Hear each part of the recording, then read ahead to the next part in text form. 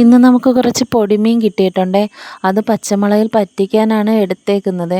സാധാരണ കപ്പയുള്ളപ്പോഴാണ് ഇവിടെ ഇങ്ങനെ മീൻ പറ്റിക്കാറുള്ളത്. പക്ഷേ 2-3 ദിവസമായിട്ട് മത്തിയാണ് ഇവിടെ കിട്ടുന്നത്. അപ്പോൾ അത് തേങ്ങ അരച്ച് കറി വെച്ചിട്ട് കൂട്ടി അങ്ങ് മൊത്തം മടുപ്പായിപ്പോയി.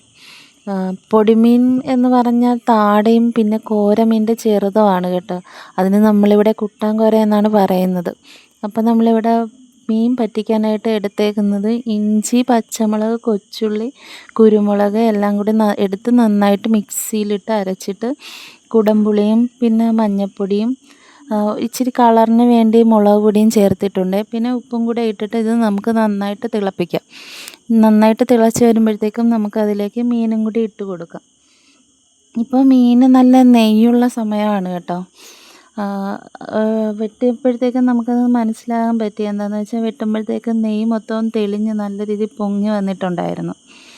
കറിക്ക് പിന്നെ നമ്മൾ കൂടുതൽ വെള്ളം ചേർക്കാൻ പാടില്ല. എന്താണെന്ന് വെച്ചാൽ ഈ മീൻ വേവ് കുറവാണ്. അപ്പോൾ മീൻ പൊടിഞ്ഞു പോകാനുള്ള സാധ്യതയും ഉണ്ട്.